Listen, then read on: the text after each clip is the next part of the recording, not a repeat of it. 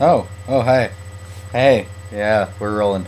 So, in participation in planning, in preparation for this week's review of MGMT, I did a lot of drugs. That's pretty much it. I don't know anything about music. There's a lot of drugs. Yeah, that was good. But in all serious, though, when it comes to MGMT, the problem with this album, I have two theories. So, the first theory involves drugs. I think that when they started off, they had so many great ideas and enough drugs just to push them out into the public, and they gave us this wonderful album with great hits that everyone loved. It was great. Original Spectacular was one of the best albums of 2008, if not the best album. Kids, Electric Feel, The Youth, Weekend Wars, Time to Pretend. It's freaking awesome. And by the time they came to Congratulations, I think they got better drugs. Stronger drugs. They had a little magic left in them, but they were just like, wait, we make music? Whoa, man. Just completely shot. Like, it's weird for the sake of being weird. And this album, I don't even know, like, I think they got into some stuff that nobody is supposed to know about, because the weirdness on this album is off the scale. Like, Wayne Cohn of Flaming Lips is probably sitting at home like, seriously, man? That's possible? You can be that weird? I didn't even know that. The other theory is that they hate pop music so much that when they made their own pop hits, they got angry at themselves for being so popular that they decided to rage a vendetta against it by never doing that ever again. I'm not even kidding you. That's what they actually just hate, writing pop songs, and they actually write good pop hits, even if they're like, pop synth, but whatever. I mean, it's still indie pop. They hated it. So they're like, not happening. We're done with that. So they decided to never do it again. And that's like the real thing they've said. He says, we don't write pop hits. That's the singer. Andrew, I don't know. MGMT are an American rock band founded by Benjamin Goldwasser and Andrew Van Weingarten. And they're pretty much just like the indie weird kings. If it wasn't for the Flaming Lips, they would be the only weird kings. The new album is no surprise. It follows that track record. So, for the sake of point, I've been criticized as avoiding albums that I think are going to suck when it comes to reviewing. So for that sake, here you go. I'm reviewing MGMT's MGMT. Alright, so it starts off with a track called Alien Days, which is, as you'd expect, odd. It's this layered kid singing opening.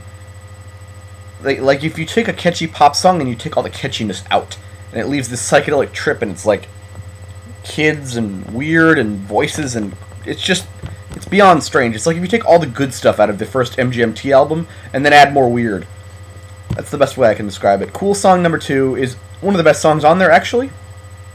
It's a strangely layered, deep song that is like a war against melody. That's how I describe it. They hate melody so much that it's like, we got some for you, nope, gone. We got some melody for you, nope, we're killing it. We got some nice little things you can whistle along to, nope, it's gone. But it's still dark and it's strange, and you can't not enjoy it, even if it's strange and so strange. But it doesn't get any less strange from there because it just goes downhill. We have this next song called Mystery Disease. It feels like they're trying to be the Flaming Lips entirely, just trying to be, which makes sense, I guess, because that's who produced this album of theirs. Trying to be less weird, probably don't hire the producer from the Flaming Lips. Trying to be weirder, well, there you go. After that, we go into a song called Introspection. It's a cover, but it uses like so much bass that it's like pounding your head the whole time you're listening to it. And then it eventually switches into this like twangy guitar-driven synth kind of thing, but it's still it's so strange. A Good Sadness is the next one. It's a dream pop layered synth song, pretty much. It's just, take Beach House. Any Beach House song. Literally any of them. They all sound the same. My personal favorite song on this album, it didn't used to be this, but it is now. It's called Astromancy. It's very percussion layered. Like if you take tons of beats from electronic and real drums and mix them together, add some ridiculously wacky singing on top, and then you get electronic feel to it, and that's Astromancy for you. And I liked it. I did. It's strange, but it works. You can't argue with it. After that, they go into a song called I Love You Too, Death, which is just, as it was described, plain trippy. I'm pretty sure that you can guess that it's a love song to death, and it's going to be weird. there's nothing else to it. It's just this weird, trippy, building, layered song that's so strange that you can't get much out of it.